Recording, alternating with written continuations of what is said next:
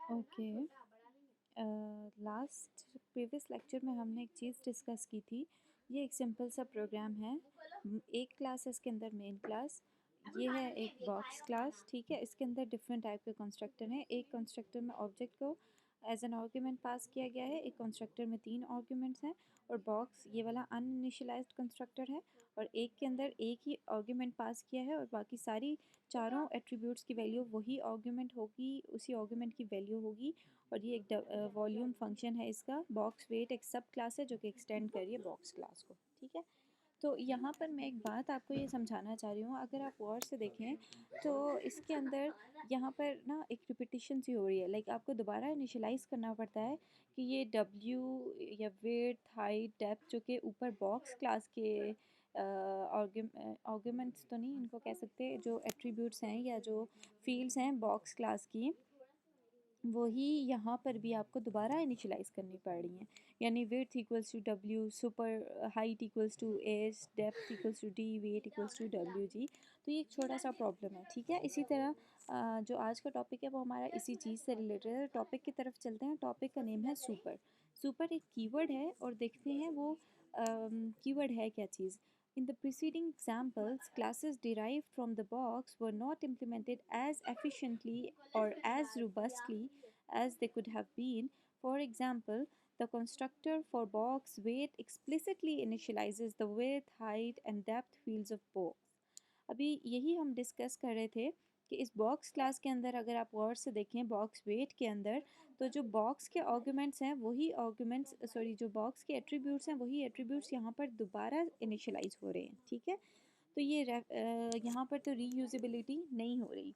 Reusability एक sense में हो रही है, लेकिन आपने उसको दोबारा इनिशियलाइज करना पड़ रहा है। इस चीज़ को से हम कैसे बच सकते हैं, तो वो आज हम पढ़ेंगे। Not only does this duplicate code found in its super class. Super class के अंदर डुप्लीकेट कोड पड़ा हुआ है जो कि इनएफिशिएंट है, ठीक है। तो however there will be times when you will want to create a superclass that keeps the details of its implementation as private. In this case there would be no way for a subclass to directly access or initialize these variable on its own.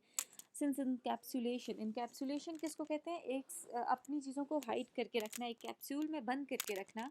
तो encapsulation जो है वो object oriented programming का एक primary purpose है, जिसमें आप data को इनकैप्सुलेट करके रखते हो ताकि बाहर की दुनिया उसको एक्सेस ना कर सके। तो बाज़ ऐसे सिनेरियोज़ होंगे जिसमें आपने डाटा प्राइवेट बनाया होगा पेरेंट क्लास का, और box class, sorry, child class उसको डायरेक्टली एक्सेस नहीं कर सकेगी, ठीक है। तो इस पर्पज़ के लिए हम यूज़ करते हैं कीवर्ड सुपर। अब सुपर के दो मेन यूज़ हैं। सुपर के पहले यूज़ की तरफ जाते हैं। Super has two general forms.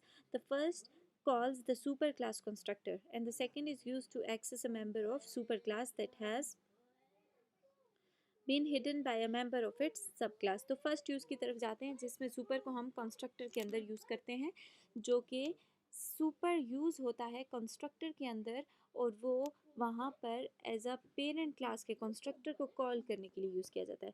यानी अगर आपने सब क्लास के कंस्ट्रक्टर के अंदर सुपर कीवर्ड लिखा है तो वो पेरेंट क्लास के कंस्ट्रक्टर को कॉल करेगा, ठीक है। तो ये एग्जांपल और सिंटेक्स थोड़ा नेक्स्ट स्लाइड के अंदर विजिबल है, अगर आप इसको गौर से देखें तो यहाँ पर मेंशन है। हम चलते हैं अपने प्रोग्राम की तरफ जहाँ पर हमने इसको थोड़ा इम्प्लीमेंट करके देखना है। तो वापस इसी एग्जांपल पे चलते हैं। स्टार्ट से मैं आपको बताऊँ तो ये हमारी मेन क्लास है। बॉक्स क्लास के अंदर काफ़ी सारे कंस्ट्रक्टर्स हैं, जिनमें से हम जो है वो इस कंस्ट्रक्टर को यूज़ करें जिसके अंदर 3 आर्गूमेंट्स होंगे, जो कि है इन तीन, सॉरी, वो कंस्ट्रक्टर इधर नहीं है। हम इन तीन जो है विड्थ, हाइट और डेप्थ की वैल्यू को यूज़ कर रहे हैं। तो ये दोबारा इनिशियलाइज़ करने की ज़रूरत पड़ी अगर आप गौर करें। Width equals to W, height equals to H, depth. अगर हम इससे बचना चाहते हैं तो हमारे पास एक सिंपल सा इसका यूज़ है। मैं क्या करूँगी, super W comma H comma D, ठीक है। तो इसने क्या किया, ऊपर वाले कंस्ट्रक्टर को कॉल कर लिया जो कि पेरेंट क्लास का कंस्ट्रक्टर है, जिसके अंदर 3 आर्ग्यूमेंट्स होंगे।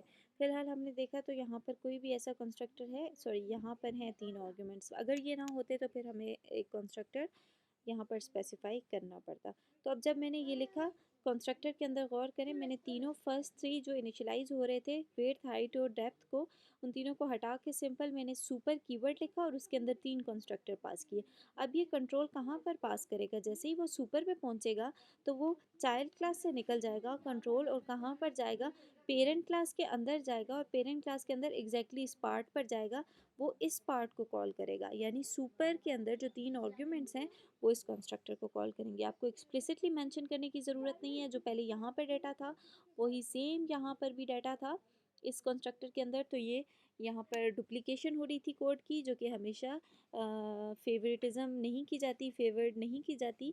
इस वजह से आपने क्या किया, सुपर का एक कंस्ट्रक्टर बनाया और उसने पेरेंट क्लास के इस कंस्ट्रक्टर को कॉल कर लिया। तो ये तो हुआ सुपर का पहला यूज़। ठीक है, यूज़ की तरफ चलते हैं। एक यूज़ हम डिस्कस कर चुके हैं, अब डिस्कस करते हैं दूसरा यूज़ क्या है। The second form of super acts somewhat like this, except that it always refers to the superclass of subclass in which it is used.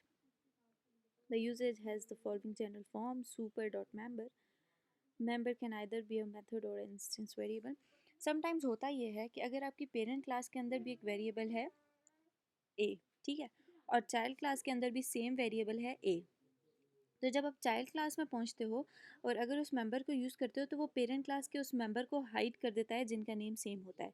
यानी उस चाइल्ड क्लास के अंदर रहते हुए आप सिर्फ ए मेंबर जो कि चाइल्ड क्लास का है उसी को एक्सेस कर सकते हो।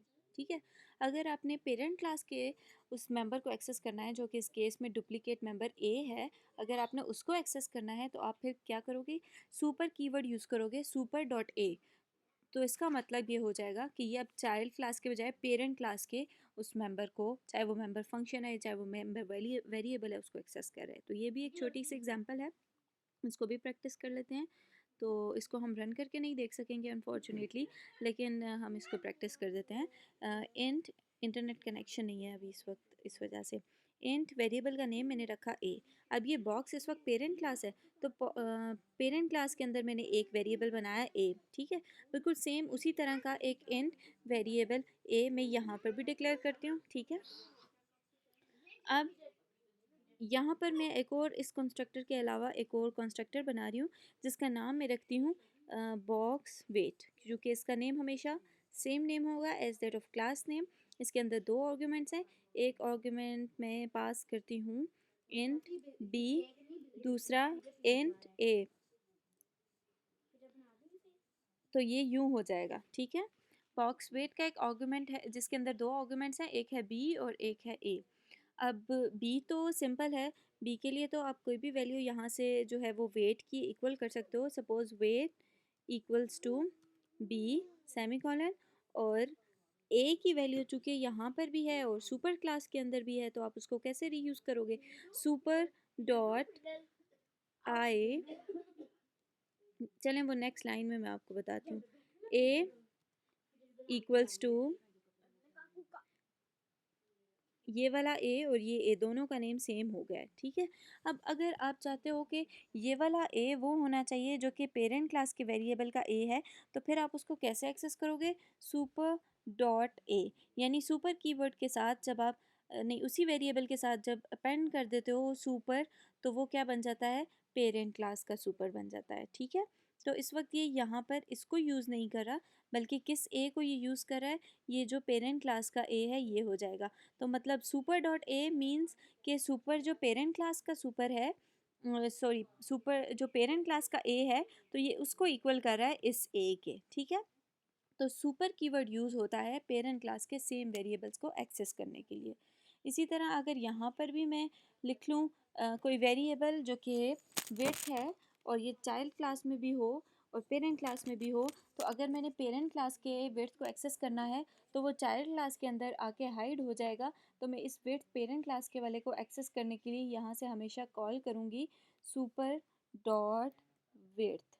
ठीक है, तो ये मैं एक्सेस कर लूँगी किसको, जो पेरेंट क्लास का विड्थ है उसको।